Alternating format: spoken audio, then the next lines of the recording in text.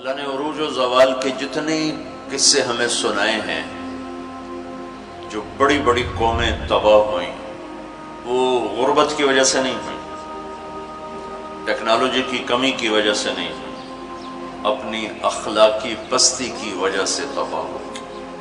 الم تر کیف فعل ربک بعاد ارم ذات العماد التي لم يخلق مثلها في البلاد، یہ ایک قوم۔ وثمود الذين جابوا الصخر بالواد، یہ ایک دوسری قوم۔ وفرعون ذی الاوتاد، ایک تیسری قوم۔ اللہ تعالیٰ کہہ رہے ذرا دھیان سے میری بات بھی سنو اور غور بھی کرو کہ تمہارے رب نے قوم عاد کے ساتھ کیا کیا، جن جیسا تیرے اللہ نے بنایا ہی نہیں تھا۔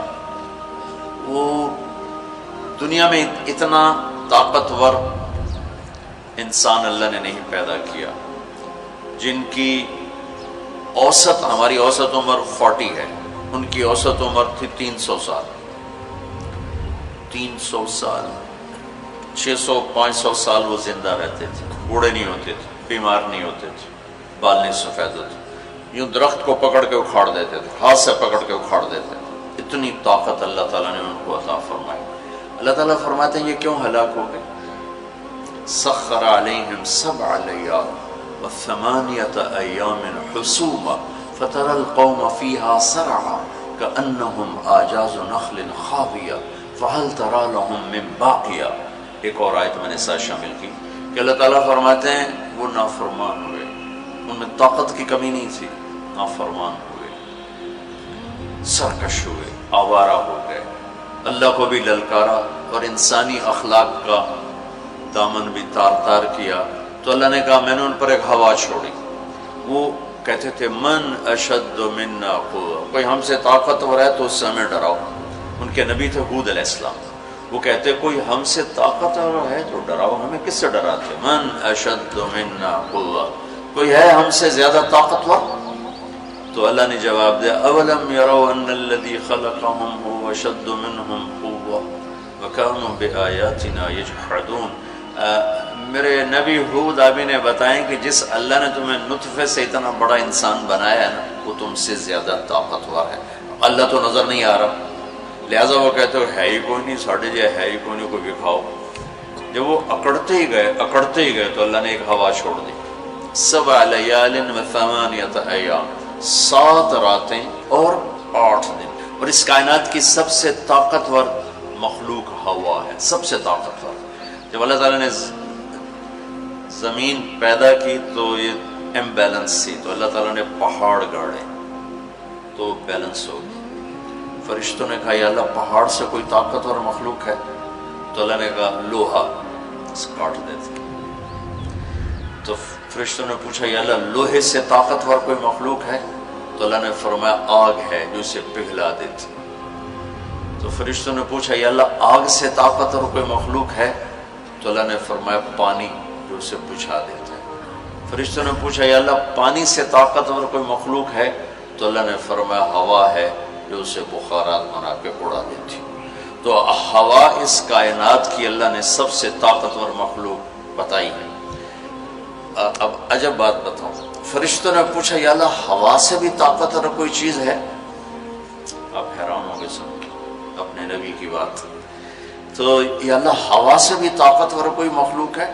اس کائنات میں ہوا سب سے طاقتور چیز۔ اللہ نے کہا میرے بندے کا میرے نام پہ ایسے خرچ کرنا کہ کسی کو پتہ نہ چلے کہ اس نے خرچ کیا، ایسے دے کہ کسی کو پتہ ہی نہ چلے، تو اللہ نے کہا کہ یہ میرے بندے کا میرے نام پہ خرچ کرنا یہ اتنا طاقتور عمل ہے کہ ہوا بھی اس کے آگے جھک جاتی ہے، چونکہ یہ عمل میرے غصے کو بجھا دیتا، میرے غصے کو ٹھنڈا کر دیتا۔ اللہ کے غصے کو ٹھنڈا کرنے والی چیز اللہ کے نام پہ خرچ کرنا۔ مسلمان کنجوس نہیں ہوتا، بخیل نہیں ہوتا۔ تم لوگ کمال سمجھتے دوسرے کی جیب سے کھانا، کیونکہ ہم اس دور سے گزرے دوسرے کی جیب سے کھانا، اور اللہ تعالیٰ کمال دیکھتا ہے کہ اپنی جیب سے کھلا، خود بھوکا رہ کے اوروں کو کھلا۔ ایک دفعہ شیطان ملا کسی عابد کو، تو اس نے کہا آج جو پوچھو گے نا سچ بتاؤں. شیطان کہ اچھا ایک بتا دے تیرے یار کتنے, تیرے دوست کتنے؟ کہنے لگا 3. کون؟ کہ ایک جو غصے والا, غصہ تو سب میں ہے, جس کو غصے پہ کنٹرول نہ ہو, پھٹ جاتا ہو پھٹ جاتا ہو پھٹ جاتا ہو. غصہ سب کو آتا ہے, کھوتے نو غصہ آ جاتا ہے انسان تو انسان. غصہ آنا نیچرل ہے, نہ آئے تو پریشانی کی بات ہے. غصے کو پینا نہیں, برداشت نہ کرنا, اس سے معاشرہ ٹوٹتا ہے. تو اس نے کہا غصے والا بڑا اچھا میرا یار ہے پکا. دوسرا نشہ کرنے والا, شراب پینے والا میرا بڑا گھاٹا یار ہے. اور تیسرا بخیل کنجوس میرا بڑا یار ہے. اور اگلی عجیب بات بتاؤں کہ اگر بدقسمتی سے یہ تینوں باتیں کسی میں اکٹھی ہو جائیں کہ وہ کمبخت غصہ بھی میں بھی پھٹتا ہو, شراب بھی پیتا ہو, بخیل بھی ہو, شیطان اس کا مرید ہوتا ہے اور وہ پیر ہوتا ہے, وہ ایسی خطرناک بلا بن جاتا ہے. مسلمان کا صدقہ عادت ڈالو بچوں, خرچ کرنے کی عادت ڈالو. سخی کا کبھی ہاتھ تنگ نہیں ہوگا, اللہ اس کو اپنے خزانوں سے دیکھا. لیکن آج کل ماں باپ سکھاتے ہیں گنجائش کرو گنجائش کرو, جمع کرو جمع کرو, کجیاں میں پیسے ڈالو. اور تم اللہ کے نام پہ لگانا سیکھو, اللہ تمہیں وہاں سے دے گا جہاں سے وہم و گمان بھی نہیں. انفق ولا تخش من ذی العرش اقلالا, خرچ کر اور عرش والے سے تنگی کا ڈر نہ کر. اس مراد فضول خرچی نہیں, اللہ کے بندوں پہ خرچ کرنا, ضرورت مندوں پہ خرچ کرنا. تو اللہ کے نام پہ صدقہ اس کائنات کی سب سے طاقتور چیز, جو کہ ہوا کو بھی سے اوپر اللہ نے بیان کیا, اور اللہ نے کہا یہ تیرے رب کے غصے کو بجھا ٹھنڈا کر دیتا. اللہ نے ہوا چھوڑی اور اس قوم کو تہس نہس کر دیا. ان کے قد ہوتے تھے 50 فٹ 60 فٹ 40 فٹ کے قد ہوتے تھے, تو ہوا نے ان کو ایسے اٹھایا, بگولا چلتا رہا ایسے ہی, تو آپس میں ان کے سر ٹکراتے تھے, ٹھا ٹھا ٹھا ٹھا ٹھا ٹھا, یہاں تک ان کی کھوپڑیاں پھٹ گئیں, ان کے دماغ نکل گئے. پھر پٹک کے زمین پر مارا, دھڑ الگ ہو گئے, سر الگ ہو گئے. اس کے پیچھے تباہی کی وجہ نہ پیسے کی کمی نہ ٹیکنالوجی کی کمی اس دور کی. وَثَمُودَ الَّذِينَ جَابُوا الصَّخْرَ بِالْوَادِ, پھر اللہ نے کہا ایک اور قوم آئی جنہیں پتہ چلا کہ ہود علیہ السلام کی قوم پر ہوا چلی تھی, لہٰذا ہم کیا کریں گے, پہاڑوں میں گھر بنائیں گے. تو وہ سعودی عرب میں وہ علاقہ میں نے دیکھا ہے جہاں انہوں نے پہاڑ کھود کے گھر بنائے, پہاڑ کھود کے اندر پورا پہاڑ کھودا ہوا, بیچ میں گھر. وہاں کہ یہاں تو ہوا آ نہیں سکتی, ہوا پہاڑ کو کہاں سے اٹھائی, لہٰذا وہ مستی میں آ گئی. وَثَمُودَ الَّذِينَ جَابُوا الصَّخْرَ بِالْوَادِ, پھر وہ للکارنے لگے لیا ہوا لیا ہوا.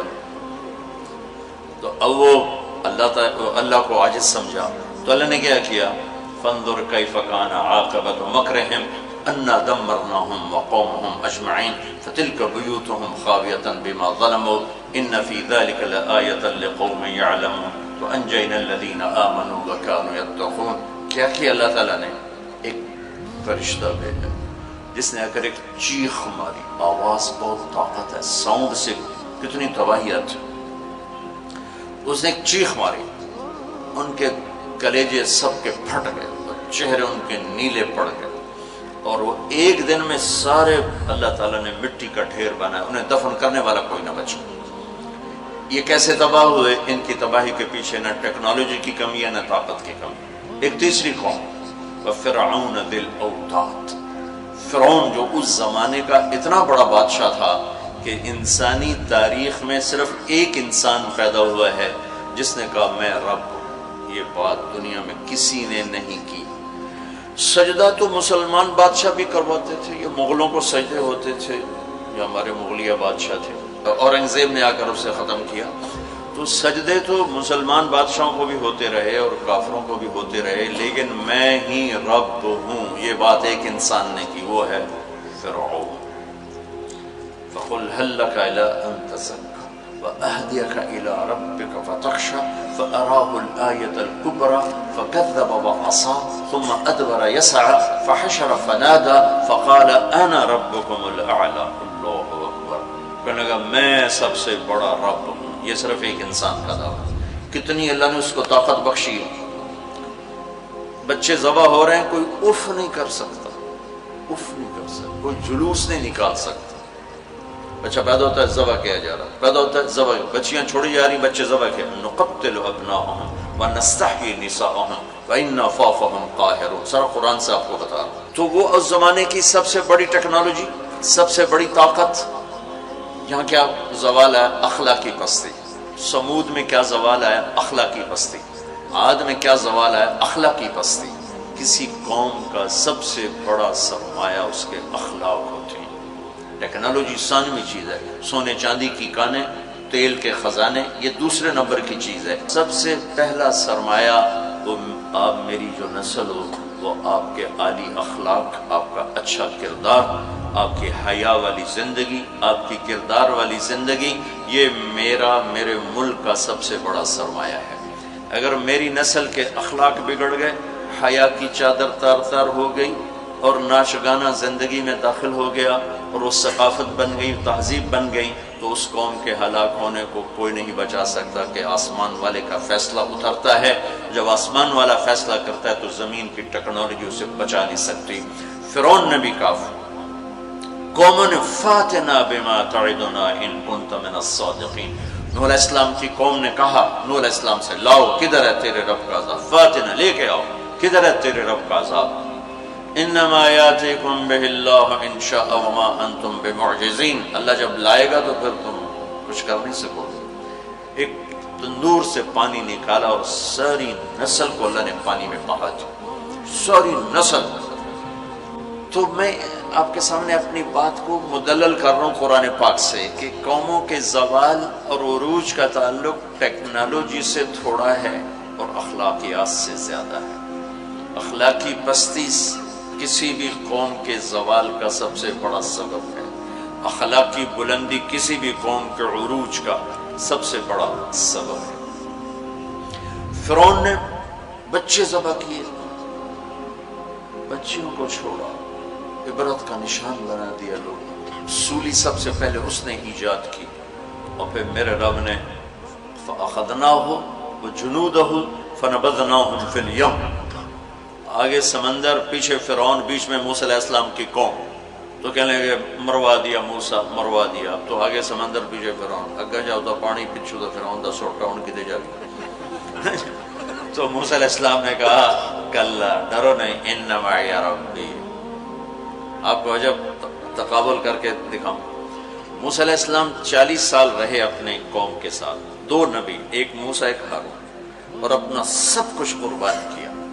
جب آگے سمندر دیکھا، پیچھے فرعون دیکھا، تو انہیں نہ موسیٰ یاد رہے نہ ہارون یاد رہے، انہیں اپنے پڑ گئے، انا لمدرکون، موسیٰ مروا دیتے سن، یا آپ ہمارے رسول ہیں، آپ ہمارے نبی، آپ کا کیا بنے گا، کوئی فکر نہیں، ہارون کا کیا، سانو اپنی پہ گئے، ان مروا دیا تو انہیں موسیٰ، تو انہوں نے کہا کلا ان معی ربی سیہدین، ہرگز نہیں، میرا اللہ میرے ساتھ ہے، مجھے راستہ دکھائے گا۔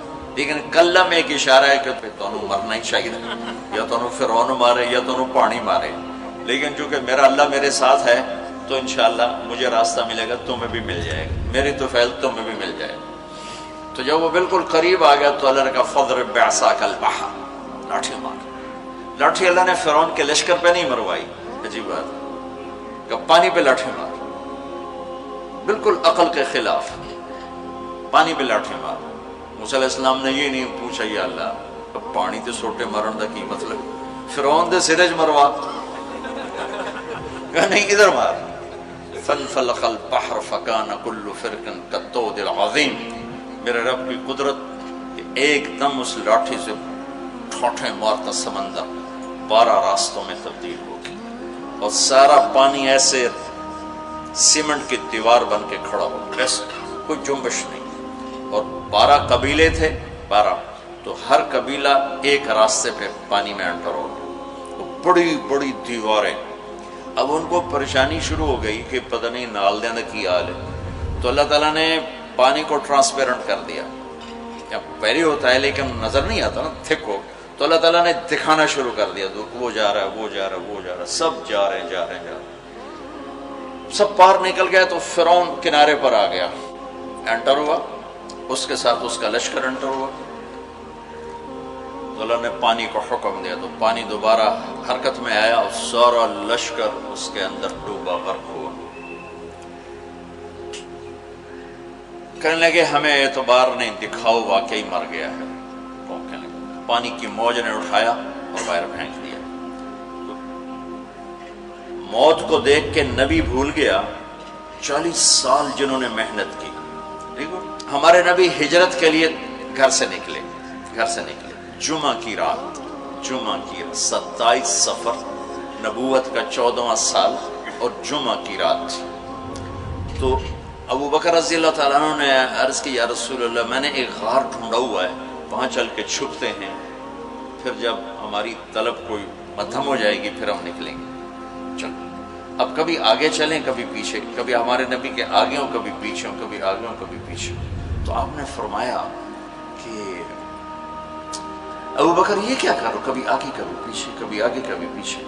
تو کہنے لگے یا رسول اللہ اخاف الرصد فامشی امامک واخاف الطلب فامشی خلفک۔ یا رسول اللہ جب مجھے یہ خیال آتا ہے کہ آگے کوئی دشمن چھپا ہوا وار نہ کر دے تو میں آگے چلتا ہوں کہ وار میرے اوپر پڑے آپ پہ نہ پڑے، اور جب مجھے خیال آتا ہے کہ پیچھے سے آ کے حملہ نہ کر دے تو میں بھاگ کے پیچھے ہو جاتا ہوں کہ اگر کوئی وار کرے تو میرے اوپر آئے آپ پر نہ آئے۔ انا لمدرکون، ابو بکر کا عمل اور بنی اسرائیل کا عمل آپ فرق دیکھ رہے ہو۔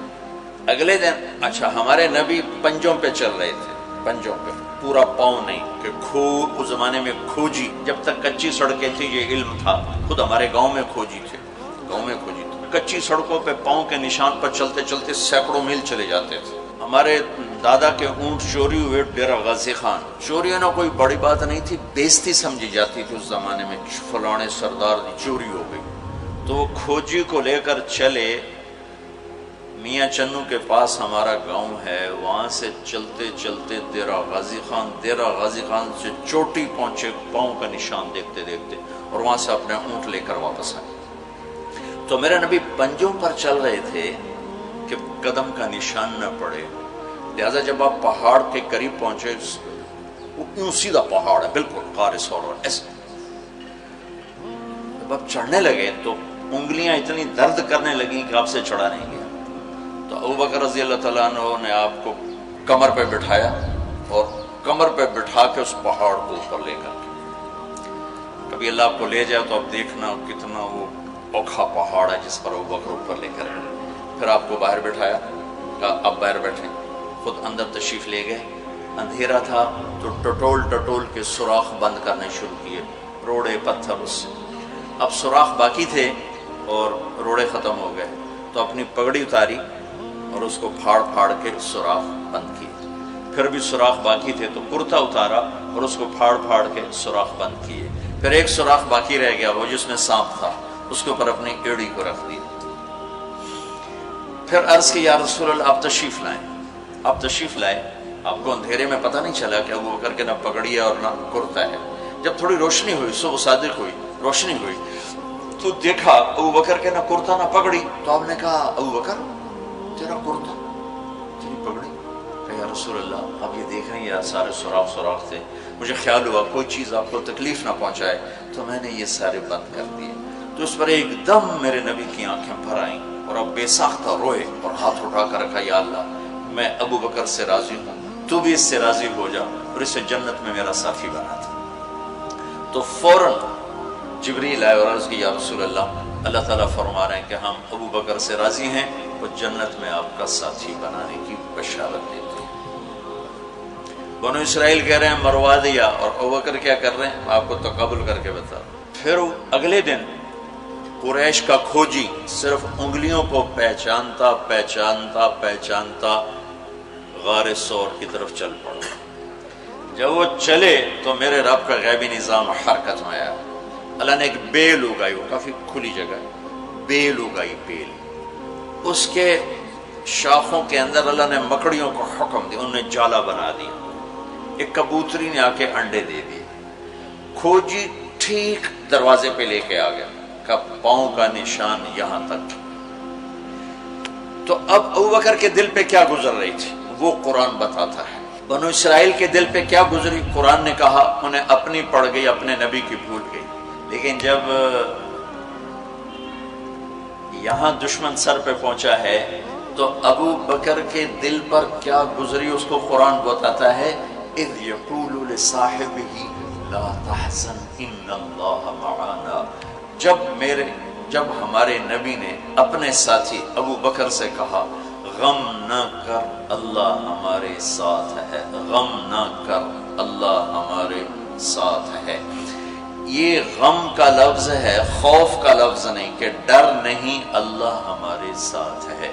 اگر قرآن کہتا لا تخف، ڈرو نہیں، اللہ ہمارے ساتھ ہے، تو ڈرو نہیں کا لفظ بتلاتا کہ ابو بکر کو اپنی پڑ گئی، یار میرا کی بڑھنا ہے۔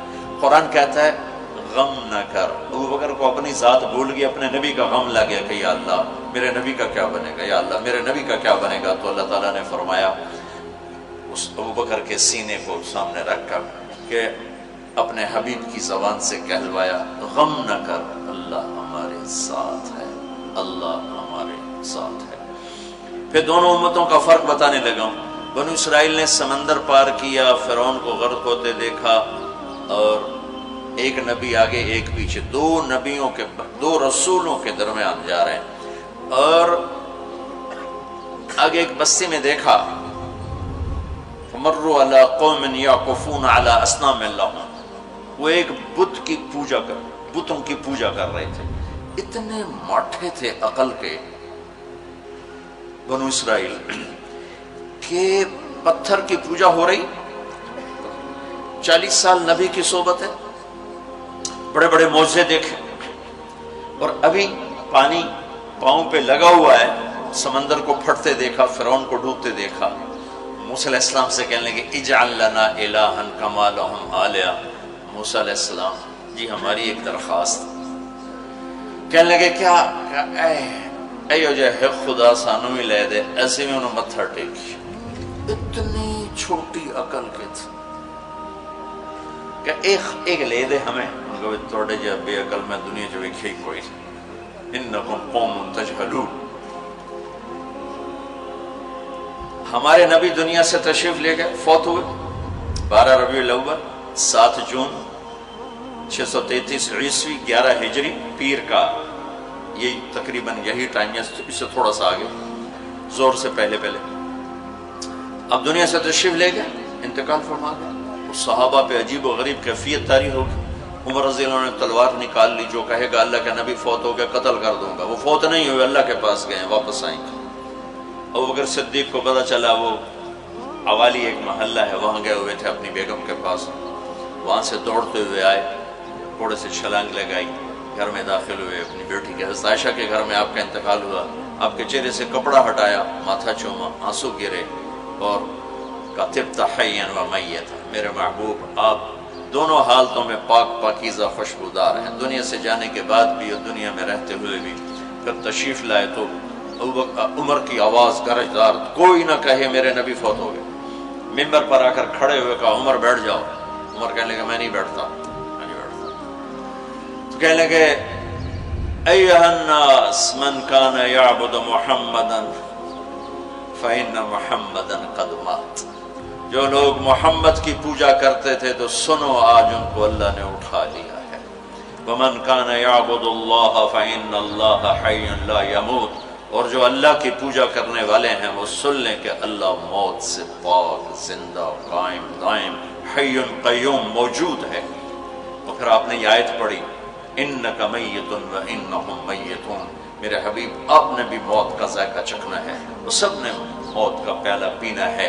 اور یہ آیت پڑھی وما محمد الا رسول قد خلت من قبلہ الرسل افإن مات او قتل انقلبتم علی اعقابکم، میرے نبی بھی تو رسول ہیں جیسے اور رسول ہیں، ان کو بھی تو موت نے آنا ہے، تو تم میرا راستہ چھوڑ دو گے، میرا دین چھوڑ دو گے۔